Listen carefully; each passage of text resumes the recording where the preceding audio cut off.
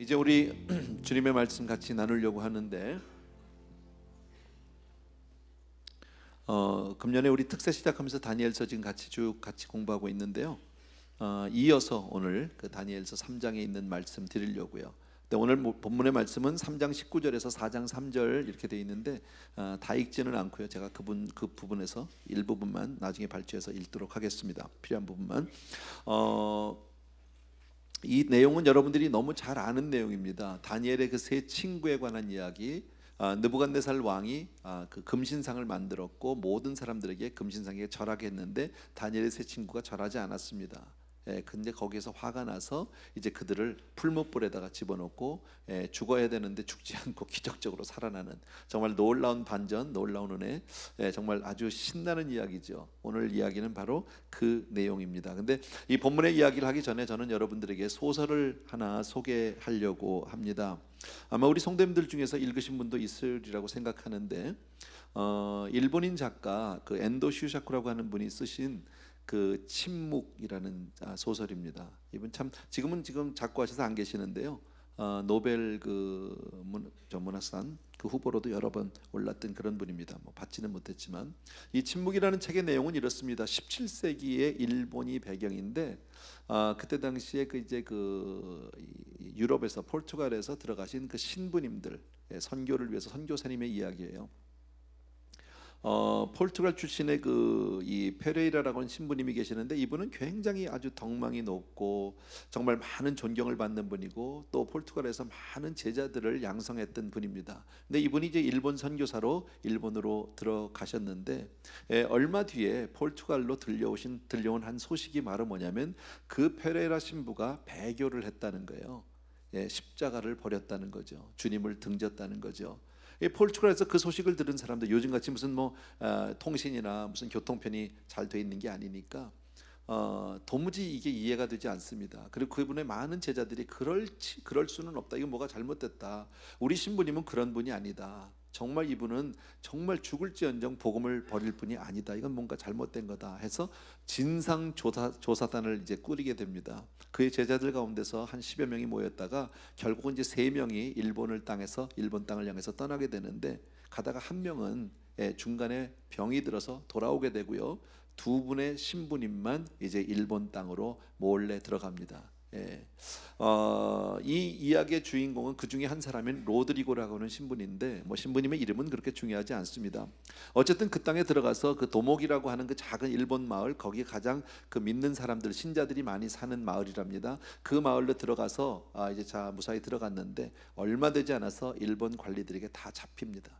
붙잡혀서 그때부터 많은 고난을 받게 되고 많은 정말 고초를 당하게 됩니다. 그러는 가운데 가르페라고 하는 한 신부님, 로드리고 말고 또 한 사람, 그가 잡혀가지고 많은 고문을 당하고 그리고 장대에 달려서 바닷가에다 이 꽂힌 상태에서 결국은 거기서 수장당하고 죽게 됩니다. 근데 그 장면을 로드리고를 끌고 가서 일본 관리들이 다 보게 하는 거예요. 그 고초당하고 신부가 죽어가는 모습을 이제 보게 됩니다. 그리고 나서 로드리고는 다시 감옥으로 갑니다. 그리고 일본 관리들이 와서 그에게 계속해서 핍박하고 그를 계속해서 회유합니다. 그런데 이상하게 그 로드리고에게는 심한 고문을 하지 않고요. 대신 누구를 고문을 하냐면 일본인 신자들, 그것도 아주 초신자들을 아주 심한 고문들을 하게 됩니다. 그분들의 그 비명소리와 그분들이 죽어나가는 소리, 막 그분들의 그 울음소리에 정말 로드리고 신부는 너무너무 가슴이 아픈 거죠. 그때 일본 관리가 하는 얘기가 네가 지금이라도 예수의 성상을 밟고 지나가면 저 사람들 다 놓아주겠다는 거예요. 그거 한 번만 하라는 거예요. 로드리고는 차마 그럴 수가 없는 거예요. 근데 계속되는 그 고문으로 많은 정말 불쌍한 그 일본인 신자들이 정말 그 신자들이 그렇게 막 고초를 당하는 모습을 도저히 보고만 있을 수가 없는 거예요. 그래서 어떻게 해야 되나 막 고민하고 갈등하는 장면이 나옵니다. 그러다가 정말 이 로드리고가 이렇게 얘기합니다. 정말 저들이 얼마나 불쌍한가 이런 생각을 합니다. 그러다가 나는 이미 주님께 내 생명 전부를 드리기로 작정한 사람 아닌가, 언제 죽어도 상관이 없는 사람 아닌가. 그러나 저 일본인 신자들은 나 때문에 이렇게 심한 고문을 당하고 있는데 정말 내가 저들을 위해서 배교해야 되는 게 아닐까. 내가 저들을 위해서라도 막 이렇게 갈등을 하고 고민을 하다가 자기 마음이 이제 글로 갔죠. 그러다가 이 사람이 또 이런 생각을 하게 됩니다. 아, 맞아. 내가 정말 비록 내 발로 예수님의 성상을 밟는다고 하지만 예수님도 내 마음을 아실 거야. 내가 주님을 배반한 것이 아니라는 것을 분명히 이해하실 거야. 내 마음으로는 예수님을 배반한 게 아니고 그냥 내가 밟고 이번 한 번만 그렇게 하는 거. 자기 스스로를 많이 이렇게 정당화를 시켜가기 시작을 합니다. 그러다가 급기야는 예수님의 그 성상을 밟게 됩니다. 참 어려운 일이죠. 그렇게 하고 났는데 일본 관리가 약속을 지키지 않습니다. 일본인 신자들을 풀어주지 않습니다. 그리고 와서 계속해서 그를 핍박하고 자꾸 예수를 믿지 못하게 하고 그리고 믿음으로 살지 못하게 놔두질 않습니다. 그러면서 계속해서 약한 신자들을 괴롭히면서 이 로드리고 신부로 하여금 점점 배교의 길을 걷게 해서 결국은 그 신자들을 구한다는 명분으로 많은 그 몰래 들어오는 신부님들을 고발하는 고발책이 되고 자기의 스승인 페레이라 신부처럼 그렇게 배교의 길을 가는 이야기가 침묵이라는 이야기입니다. 근데 이 책의 제목이 왜 침묵이냐? 그 많은 사건 속에서 그 박해 시간에 왜 하나님은 침묵하셨느냐는 거예요. 그게 그 책의 내용이에요. 나중에 안 읽은 분은 아마 도서부에 가면 있을 텐데 한번 읽어보셔도 좋습니다.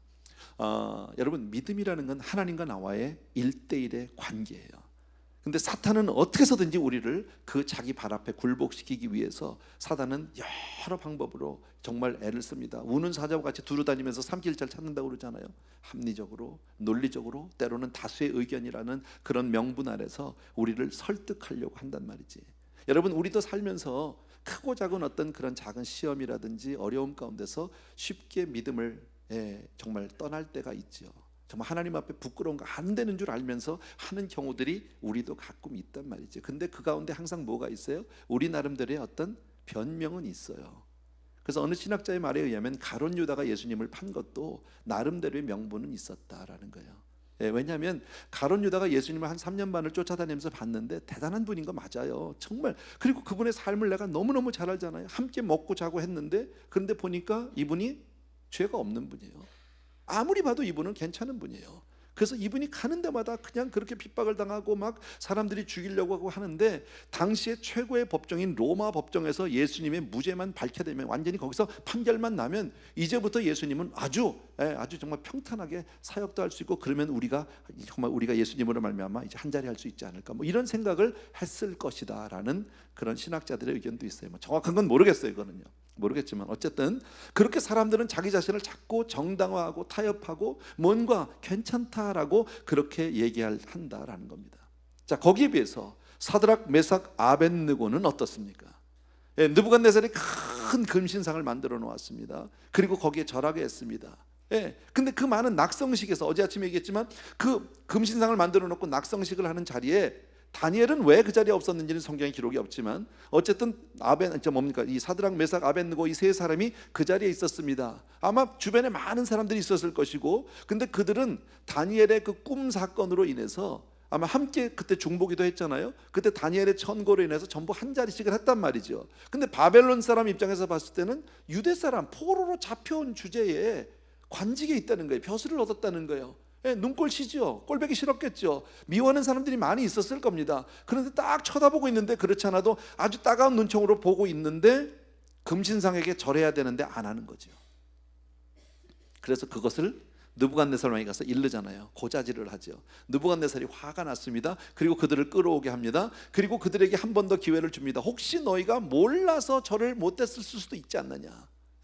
그러니까 이제라도 절하면 봐주겠다. 그리고 너희를 내 손에서 구할 자가 누구냐? 내가 하나님보다 내가 더 정말 능력이 있다. 이것을 보여주고 싶은 거겠죠. 어떤 면에서는요. 그때 이 세 사람의 고백이 뭡니까? 그 일이라면 주님, 왕이시여, 거기에 대해서는 내가 고민할 필요 없습니다. 단번에 우리는 그렇게 할 수 없습니다. 나는 하나님이 정말 우리를 풀무불에 왕이 우리를 넣는다고 해도 하나님이 우리를 건지실 것을 믿고 혹시 하나님의 뜻이 그것이 아니라고 해도 그리 아니하실지라도 나는 금신상에게 절할 수 없다. 아주 단호하게 얘기를 하죠. 여러분 이렇게 시험 앞에서 큰 시험 앞에서 여러분 이렇게 믿음으로 딱 선다는 것은 결코 쉬운 것이 아닙니다. 아까도 얘기했지만 우리가 살아가면서 얼마나 크고 작은 시험에 넘어질 때가 많습니까? 누구나 이런 시험이 왔다고 해서 이길 수 있는 것이 아니라 준비된 사람만 가능해요. 훈련된 사람만 가능해요, 여러분. 그래서 우리가 정말 금년에를 살면서 마음 가운데 잘 다짐하셔야 돼요. 어떤 일이 있어도 나는 금년에 믿음의 길로 가겠다. 내가 하나님을 내가 떠나지 않겠다. 어떤 경우에도 하나님을 내가 배반하지 않겠다. 뭐 배반까지는 아니지 모르지만 어쨌든 하나님을 슬프게 하는 일을 내가 하지 않겠다. 이런 마음의 다짐과 결단 있어야 할 줄로 믿습니다.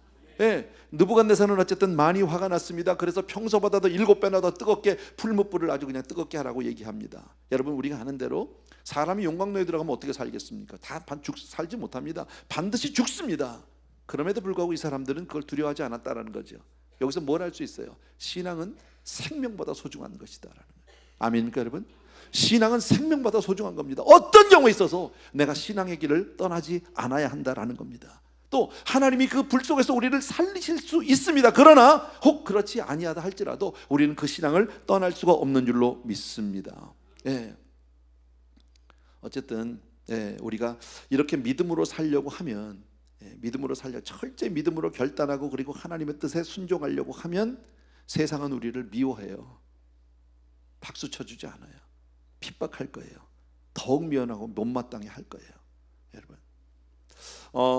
제가 기억하는 한돈에 제 기억 안에 있는 가장, 요즘도 지금 그렇게 믿음으로 인해서 신앙 때문에 핍박을 당하고 예수로 인해서 정말 그런 모진 그 고초를 당하는 분들이 있습니다. 선교사님들 가운데 참 있습니다.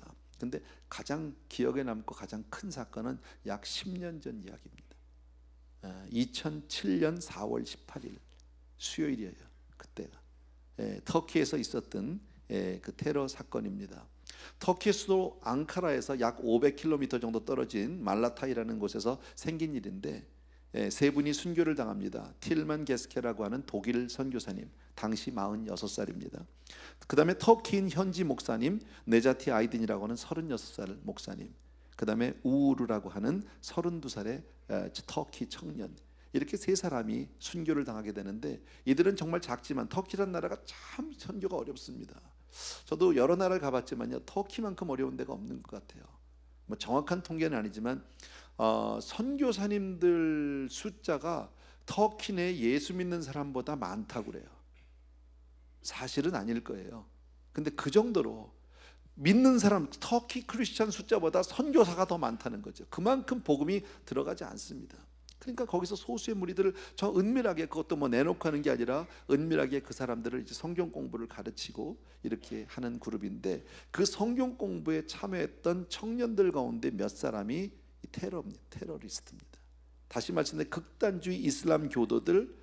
근데 그 사람들이 타라카시라고 하는 그런 이 단체의 회원들인데, 이들은 사실은 성경 공부를 하기 위해서 들어온 것이 아니라 그 선교사들을 없애기 위해서 들어온 사람들입니다. 그래서 드디어 D-Day가 2007년 4월 18일 수요일입니다. 그날 아침에 성경 공부로 모이게 됩니다. 아침에 그래서 그 장소에 세 사람이 가게 됩니다.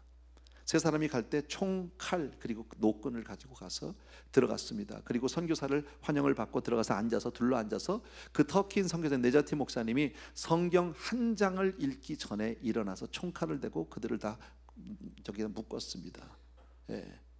그리고 그때부터 칼로 그들을 찌르기 시작을 했는데, 독일 선교사님은 무려 156회 칼로 찌릅니다. 터키인 목사님은 99회, 나중에 상처를 보니까. 그리고 또 터키인 청년, 예수 믿는 청년 우르는 수도 없이 셀 수 없을 만큼 칼로 찔리게 됩니다. 근데 더더욱이나 끔찍한 것은 그것을 서로 다 보게 하고, 그리고 그 중에 한 사람, 같이 온 그 이 극단주의 그 테러리스트 중에 한 사람은 그걸 전부 동영상으로 전화로 찍고 있었습니다. 저는 이것은 여러분들이 유튜브나 구글 하면은 쉽게 찾아볼 수 있는 내용입니다.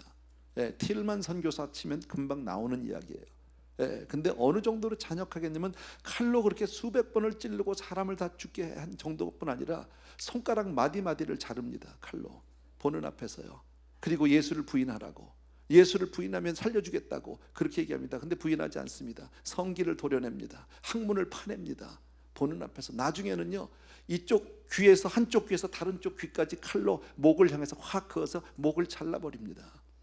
그 자리에서 약 3시간에 걸쳐서 그렇게 잔인하게 그들을 고문하고 그렇게 정말 하고 있을 때 두 사람, 그 독일인 선교사님과 현지인 목사님은 그 자리에서 돌아가셨고, 그리고 우라고 하는 청년은 경찰이 들이닥칠 때까지, 경찰이 한 3시간이 지난 다음에 우연히 그걸 들이닥치게 됐는데, 들이닥치게 될 때까지는 숨이 붙어 있었는데요, 경찰이 들어오고 나서 15분 내에 죽었어요. 다 죽었어요. 근데 이 기록이 동영상으로 찍힌 게 다 있어요. 저도 보지는 않았어요. 근데 동영상이 아마 유튜브 같은 데 있다고 제가 들었습니다. 저도 너무 끔찍해서 보지는 않았는데, 그렇게 잔인하게 테러를 한 사람들은 19살에서 20살 정도의 아주 정말 젊은 청년들입니다. 근데 왜 이런 일을 했냐고 물으니까 그들은 알라 신에 대한 사랑과 기독교에 대한 증오감 때문이라고 얘기를 하고요, 터키 전체 국가적인 분위기는 전혀 거기에 대해서 반감이 없고 오히려 호응적이었었다라는 겁니다. 그리고 이 사건이 크게 터키 신문에 크게 나서 정말 인터뷰가 되고 TV에도 나오고 이렇게 했는데, 나중에 그 네자티 목사님의 장례식을 이 이즈미르라고 하는 서머나 지역이랍니다. 이즈미르라고 하는 지역에서 장례식을 하게 될 때, 이게 기록적인 사건입니다. 바로 뭐냐면, 물론 그런 순교를 당하고 너무 가슴 아픈 일이지만, 터키 내에서 예수를 믿는 크리스찬들이 전부 숨기고 믿고 있는 거 아닙니까? 그분들이 그 장례식에 자기 자신을 전부 드러냈다라는 거예요. 여러분, 자기의 신분이 크리스찬으로 드러나면 자기들도 똑같이 테러를 당할 수 있고 언제 무슨 일을 당할지 모르는데도 불구하고 이들이 나타났다라는 겁니다. 그리고 이제 신문에서, TV에서 그들을 인터뷰하고 있는데, 그 현지인 목사님의 사모, 네자티 목사의 부인 쉔사라는 사모는 이렇게 얘기합니다. 남편의 죽음은 참 뜻이 깊습니다. 왜냐하면 그는 그리스도를 위해 죽었고 그리스도를 위해 살았기 때문입니다. 남편은 하나님의 선물이었고 나의 삶에 그가 있었다는 것이 자랑스럽습니다. 나는 영광의 면류관을 쓴 것처럼 느끼고 있습니다. 나는 이제 남편의 순교의 영광에 합당한 삶을 살기를 원합니다. 또 터키의 주요 신문 전면에 그 틸만 선교사, 독일 선교사님 사모님과의 인터뷰가 나왔습니다. 그녀는 이렇게 말씀합니다. 나는 복수를 원하지 않습니다. 그리고 오 하나님, 저들을 용서하여 주시옵소서. 저들이 하는 일을 알지 못합니다. 마치 예수님이 십자가에서 스데반이 했던 기도와 같이 그런 기도를 했던 것이 있습니다. 제가 오늘 지금 이 이야기를 하는 이유는, 오늘 본문의 내용은 아까도 말씀드린 대로 세 친구는 비록 풀무불에 던져졌지만 정말 아주 극반전으로 그 가운데서 살아나잖아요. 머리털 하나 상하지 않고 그 뜨거운 풀무불에서 살아나오잖아요. 그리고 느부갓네살 왕이 그들을 막 높이고 온 나라의 조서를 선포함으로 말미암아 그들을 보호해주는, 그들이 높임을 받게 되는 그런 놀라운 축복이 있는 반면에, 성경의 사건은 정말 우리가 보기엔 너무 익사이팅하고 너무 정말 흥분이 되고 감사하고 기쁨이 있는데, 그러나 현실은 어떻습니까? 터키에 있는 성도님들은요, 선교사님은요, 부참하게 죽었다라는 거예요. 또 아까 그 침묵이라고 하는 그 소설 속에서도 보면, 왜 침묵입니까? 그렇게 어려움을 당하고 정말 한 사역자가 어쩔 수 없이 현실적으로 상황적으로 정말 배교를 할 수밖에 없는 그런 상태를 몰아가면서 한 사람의 신앙의 어떤 그 타락, 고민, 이런 것들을 우리가 볼 때 좀 약간의 어떤 그 퀘스천이 생기는 거죠. 우리 마음과 조금 불편함이 생긴다. 자, 성경 말씀을 제가 조금 읽고 나서 마저 말씀을 드리겠습니다. 24절부터 제가 마지막 절까지 읽을 테니까 여러분들 눈으로 귀로 같이 봐주시면 됩니다. 그때에 느부갓네살 왕이 놀라 급히 일어나서 모사들에게 물어 이르되, 우리가 결박하여 불 가운데에 던진 자는 세 사람이 아니었느냐 하니, 그들이 왕에게 대답하여 이르되 왕이여 옳소이다 하더라. 왕이 또 말하여 이르되 내가 보니 결박되지 아니한 네 사람이 불 가운데로 다니는데 상하지도 아니하였고 그 넷째의 모양은 신들의 아들과 같도다 하고, 느부갓네살이 맹렬히 타는 풀무불 아기에 가까이 서서 불러 이르되 지극히 높으신 하나님의 종 사드락 메삭 아벳느고야 나와서 이리로 오라 하매, 사드락과 메삭과 아벳느고가 불 가운데서 나온지라. 총독과 지사와 행정관과 왕의 모사들이 모여 이 사람들을 본즉 불이 능히 그들의 몸을 해하지 못하였고 머리털도 그을리지 아니하였고 겉옷빛도 변하지 아니하였고 불탄 냄새도 없었더라. 느부갓네살이 말하여 이르되 사드락과 메삭과 아벳느고의 하나님을 찬송할지로다. 그가 그의 천사를 보내사 자기를 의뢰하고 그들의 몸을 바쳐 왕의 명령을 거역하고 그 하나님밖에 다른 신을 섬기지 아니하며 그에게 절하지 아니한 종들을 구원하셨도다. 그러므로 내가 이제 조서를 내리노니 각 백성과 각 나라와 각 언어를 말하는 자가 모두 사드락과 메삭과 아벳느고의 하나님께 경솔히 말하거든 그 몸을 쪼개고 그 집을 거름토로 삼을지니 이는 이같이 사람을 구원할 다른 신이 없음이니라 하더라. 왕이 드디어 사드락과 메삭과 아벳느고를 바벨론 지방에서 더욱 높이니라. 아멘. 예. 아까도 방금 말씀드린 대로 이 세 사람은 극렬히 타는 풀무불에 던져졌는데 그들을 묶고 있었던 그 결박된 줄만 타버렸고 어느 것 하나, 옷도 머리털 하나도, 정말 심지어는 타는 냄새도 안 났다는 거죠. 예. 우리가 아니할 말로 고깃집에 가서 고기만 먹어도 온 몸에서 고기 냄새가 나는데 안 탔다는 게 하나도요. 예.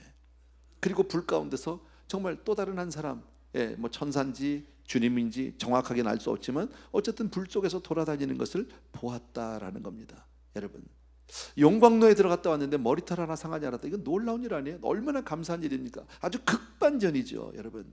그리고 또 느부갓네살이 그들의 신앙을 인정하고 칭찬하고 조서를 내려서 그들을 보호해주고 누구든지 그들이 하나님에 대해서 뭐라고 얘기하면 다 능지처참을 하겠다, 뭐 이런 것 아닙니다. 아니냔 말이지, 이런 걸요.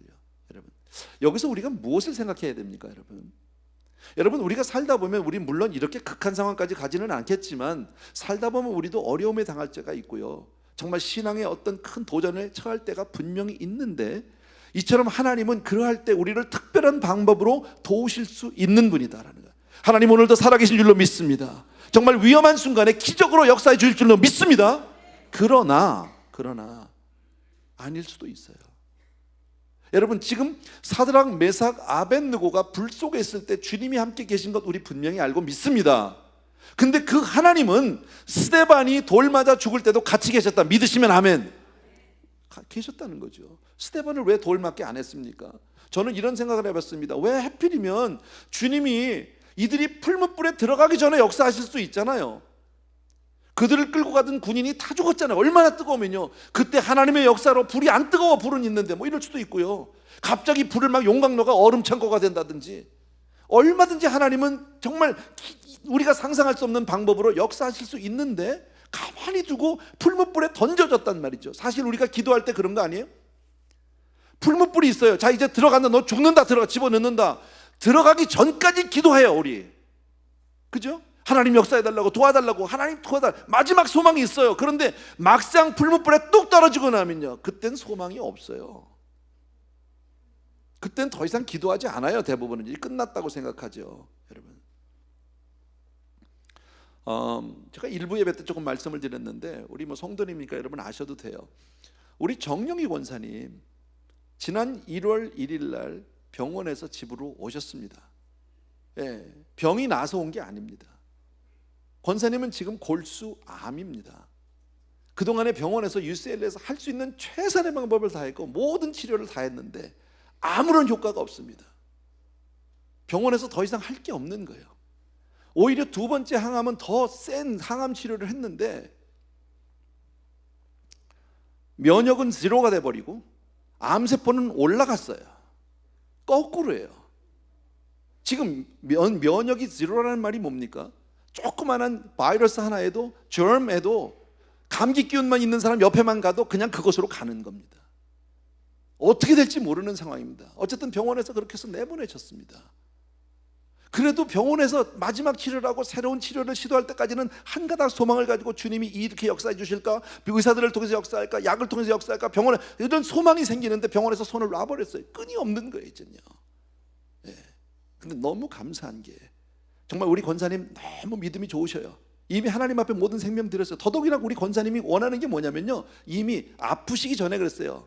마지막 직장에서 이제 은퇴를 하시면서 본인이 그런 얘기, 평생 일하시다가 내 마지막 소원이 뭐냐면 하나님 앞에 갈 때까지 정말 교회에서 정말 병든 자들, 아픈 자들, 아직 구원의 확신이 없는 자들 열심히 쫓아다니면서 그들 정말 열심히 섬기셨어요. 그동안에도 보이지 않게 얼마나 많은 성도님들을 섬기셨는지 몰라요. 그동안에 성도님들 교회에서 많이 아픈 분들 있으면요, 그들을 위해서 국을 끓여다 주고 죽을 끓여다 주고 기도하고 찾아가고 일주일에 4번 5번 아침부터 저녁까지 그들과 함께 있고 울어주고 그들이 구원받을 수 있도록 가서 복음 전해주고 그렇게 사셨어요. 근데 이제 은퇴하시면서 너무 좋아하셨어요. 할렐루야, 너무너무 감사하다고.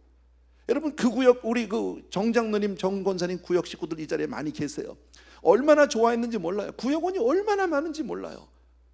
예, 보통 한 구역이 우리 교회에서 한 구역이요, 그저 많으면 한 20명, 30명 다니죠. 작으면 한 10명 다닙니다. 그 구역은요 50명, 60명, 70명이 됩니다. 그래서 교회에서 나눠주려고 그랬습니다. 권사님 너무 연세도 있으신데 장로님 너무 힘들잖아요. 이러면은요 조금 나눠서 부구역장 세워서 구역을 두세 개로 나누자고 그랬는데, 구역원들이 뭐라고 그러셨는지 아십니까? 만약에 우리를 이 구역에서 떠나서 다른 구역 가라 그러면 우린 교회를 떠나겠습니다. 심각하게 얘기했어요. 나눠줄 수가 없었어요. 얼마나 그분들의 섬김이 귀했으면 구역원들이 교회보다 장로님을 더 좋아한 것 같아.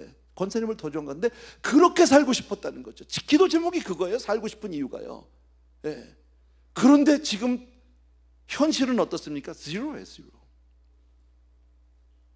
참 어렵죠. 오늘도 아침에 일부 예배 왔다 가셨어요. 참 얼마나 요즘 얼마나 감기가 유행입니까? 아픈 남자들 너무너무 많습니다, 요새. 우리 교회 안에 너무 많은데 그 중에서 어떤 사람 하나만 스쳐도 권사님은 그날로 끝날 수 있어요. 예. 그런데 그렇게 어렵지만, 여러분, 그렇게 아프지만 하나님이 그 권사님과 함께 하신다. 여러분 믿어지십니까? 아멘.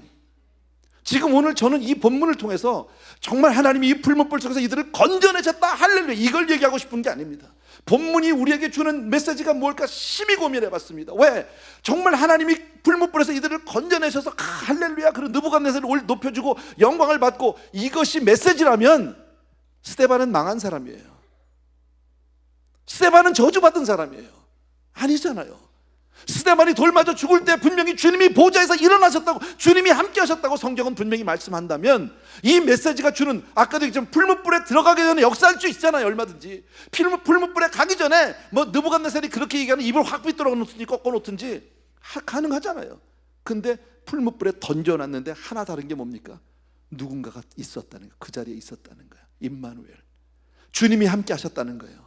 여러분, 우리가 오늘 이 메시지를 통해서 받아야 하는 것은 어떠한 형편에서도 하나님이 나와 함께 하신다는 사실을 믿어야 한다는 거예요. 금년을 살면서 분명히 우리의 형편이 금년을 살면서 내가 원치 않는 환경이 될 수도 있고요, 내가 원하지 않던 어떤 그런 고난이 올 수도 있고요, 해결할 수 없는 문제가 있을 수도 있지만, 내가 아무리 기도하고 몸부림을 쳐도 아무런 변화가 없을 수 있지만 주님이 나와 함께 하심을 믿어야 할 줄 믿습니다. 그게 메시지인 거예요. 여러분, 주님은 저와 여러분과 함께 하시는 좋으신 하나님인 줄로 믿습니다. 예, 그래서 오늘 성찬까지 했잖아. 잊지 마십시오. 오늘 분명히 우리는 주의 성찬을 대했고 주님이 내 안에, 내가 주 안에 분명히 있음을 믿습니다. 자, 어쨌든 이렇게 해서 기적적으로 이들이 풀무불에서 나왔습니다. 느부갓네살이 너무너무 충격을 받은 거죠. 완전히 달라졌습니다. 그리고 이 세 친구를 향해서 높이기 시작을 하고 하나님을 찬양하기 시작을 하고 뭐 하게 됩니다. 예. 저는 이렇게 간단히 얘기할 수 있습니다. 이처럼 정말 주를 위해서 생명 걸고 믿음의 길 걸음을 가는 사람은 하나님이 지켜주시는 줄로 믿습니다. 물론 전심으로 따라도 안 지켜줄 수도 있어요. 죽을 수도 있어요. 망할 수도 있어요. 그러나 하나님 나라에서 모든 것을 갚아주시려고 확신합니다. 또 한 가지, 마지막으로 한 가지 더 볼 수 있는 것은, 성경의 본문엔 나오지 않지만 이 세 친구의 이야기는 왕이 조서를 써서 온 나라에 반포하게 됨으로 말미암아 그 당시 바벨론 사람들은 모를 수가 없는 이야기입니다. 다 아는 이야기입니다. 이 이야기는 온 나라의 소문으로 퍼졌을 것이고 정말 기가 막힌 기적이니까 그 가운데서 누가 제일 위로받았을까요? 거기서 소망을 갖고 힘을 얻게 된 사람이 누굴까요? 여러분, 유다가 망하고 예루살렘 성이 함락되고 왕이 포로로 잡혀가고 지금 다니엘과 세 친구들이 잡혀오면서 함께 포로로 잡혀온 수많은 유대인들입니다.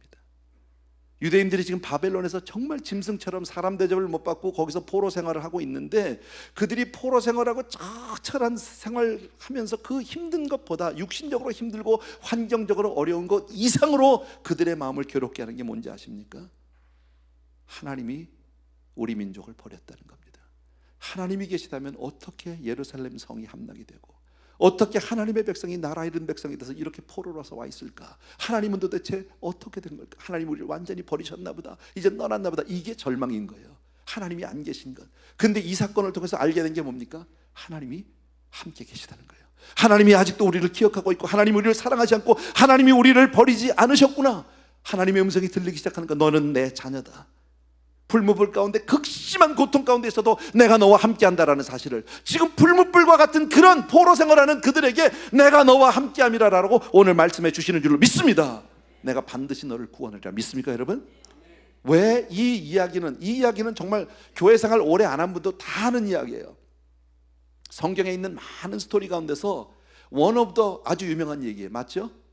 왜 이 이야기를 성경에다 기록해놔서 우리로 하여금 알게 하셨을까? 그 이유는 지금도 예수 믿는 데는 한 가지 이유로 당하는 많은 어려움과 불이익과 고초와 고난과 우리가 세상을 살아가면서 정말 크리스찬으로 살아가면서 겪는 많은 어려움을 겪는 성도들에게 내가 너와 함께 있음이라, 그 말씀을 해주시는 거예요. 아멘입니까 여러분? 여러분 어떤 형편에서도 주님이 나와 함께 하심을 믿게 되길 주의 이름으로 축원합니다. 아멘. 찬송 하나 드리면서 잠깐 기도하고 우리 마칩시다. 나의 영원하신 기업 생명보다 귀하다 하는 찬송가 우리가 너무 잘하는데 1절만 우리 드리고 같이 기도하겠습니다. 나의 영원하신 기업 생명보다 귀하다. 나의 갈 길 다가도록 나와 동행하소서.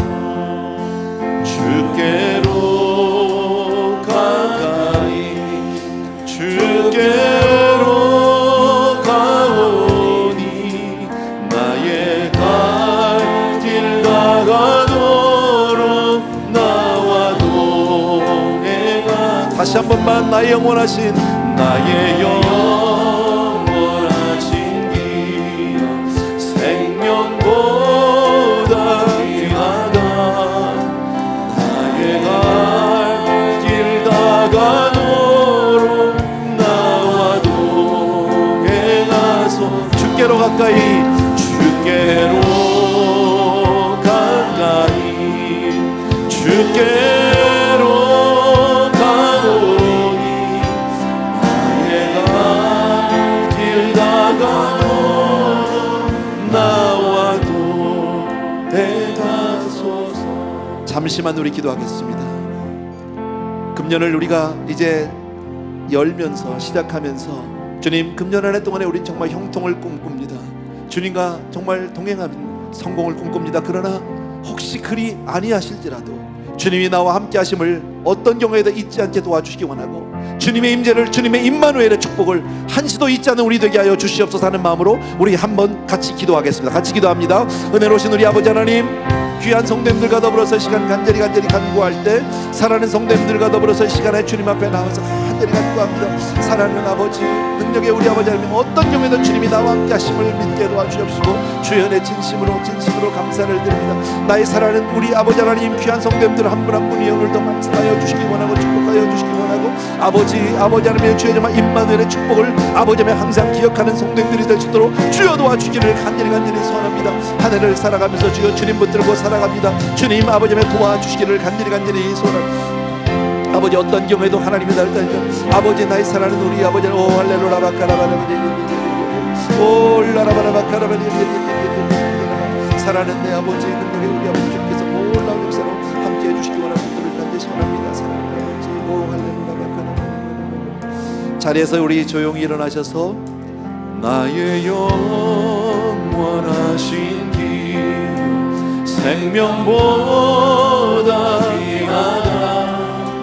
나의 갈 길 다가도록 나와 동행하소서. 아멘.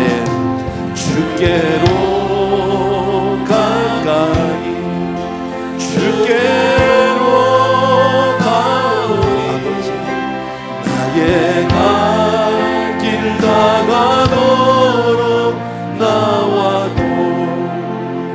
동행하소서. 사랑하는 아버지 하나님, 오늘 주신 말씀을 기억하게 하여 주옵소서. 사랑하는 성도님들이 금년 한 해를 살면서 이제 시작하면서 주님, 어떤 일이 우리 앞에 있을지 우리는 아무것도 알지 못합니다. 그러나 어떤 형편에도 주님이 나와 함께 계심을 잊지 않게 하여 주시옵소서. 특별히 오늘 새해 첫 주일을 맞아서 하나님 앞에 아름다운 예물들을 준비하고 주님 앞에 내 삶을 온전히 의탁합니다. 귀한 성도님들의 삶을 올려드리오니 받으시옵소서. 이제는 우리 주 예수 그리스도의 은혜와 하나님 아버지의 그 무한하신 그 사랑하심과 성령님의 임마누엘의 놀라운 축복이 이 자리에 있는 모든 사랑하는 성도님들 위해 이제로부터 영원토록 함께 계실지어다. 아멘.